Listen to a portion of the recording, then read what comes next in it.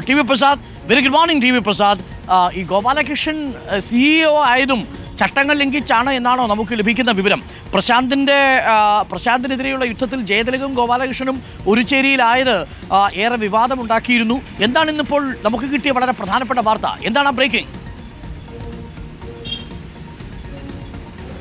Good morning Arun, good morning. അതായത് നമുക്കറിയാവുന്ന പോലെ കഴിഞ്ഞ ദിവസം നമ്മൾ റിപ്പോർട്ട് ചെയ്ത് എൻ പ്രശാന്ത് IAS ആ ഫയൽ തൊടിയിക്കാത്ത സംഭവമായിരുന്നു. ജയതിലക് IAS പ്രശാന്തിനെ, വകുപ്പിൻ്റെ സ്പെഷ്യൽ സെക്രട്ടറി ആയ പ്രശാന്തിനെ ഫയൽ കാണിക്കാതെ നേരിട്ട് ഫയൽ തൻ്റെ അടുത്തേക്ക് എത്തിക്കണം എന്ന് കീഴുദ്യോഗസ്ഥർക്ക് കൊടുത്ത ഓഫീസ് ഓർഡറായിരുന്നു നമ്മൾ കഴിഞ്ഞ ദിവസം പുറത്തു കൊണ്ടുവന്നതെങ്കിൽ ആ സംഭവത്തിന് ശേഷം വകുപ്പ് മാറ്റം ആവശ്യപ്പെട്ട് ചീഫ് സെക്രട്ടറിക്ക് പരാതി നൽകുകയും കത്ത് നൽകുകയും എല്ലാം ചെയ്യുകയുണ്ടായി. അതിന് പിന്നാലെ കൃഷി വകുപ്പിൻ്റെ സ്പെഷ്യൽ സെക്രട്ടറിയായി എൻ പ്രശാന്ത് മാറുകയും ചെയ്തു.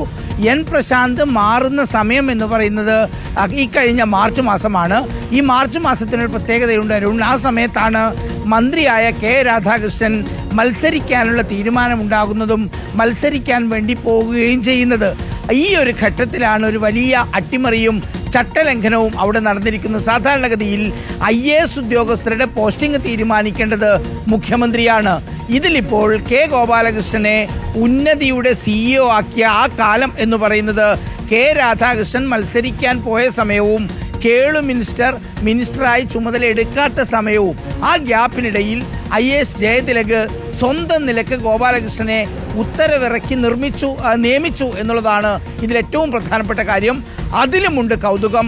വെറും ഒരൊറ്റ ദിവസം കൊണ്ട് എന്ന് മാത്രമല്ല, വെറും 2 മണിക്കൂർ കൊണ്ട് ഒരു പ്രത്യേക ഫയൽ തുടങ്ങി ആ ഫയലിൽ തീരുമാനമുണ്ടാക്കി എന്നതാണ്. അതായത് മാർച്ച് 16 ഉച്ചക്ക് 1:07 ഒരു ഫയൽ ഓപ്പൺ ചെയ്യുന്നത്.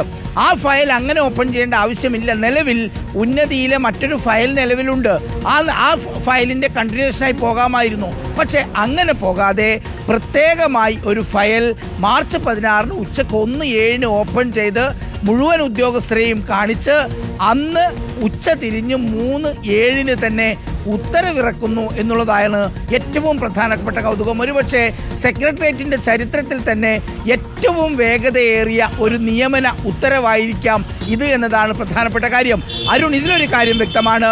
ഈ കെ ഗോപാലകൃഷ്ണൻ IAS ഇങ്ങനെ വളരെ പെട്ടെന്ന് ചട്ടം മറികടന്ന് നിയമിക്കാനുള്ള എന്ത് താല്പര്യമാണ് അഡീഷണൽ ചീഫ് സെക്രട്ടറിക്ക് ജയതിലകിന് ഉള്ളത് എന്നതാണ് ഇതിലേറ്റവും പ്രധാനപ്പെട്ട ചോദ്യം.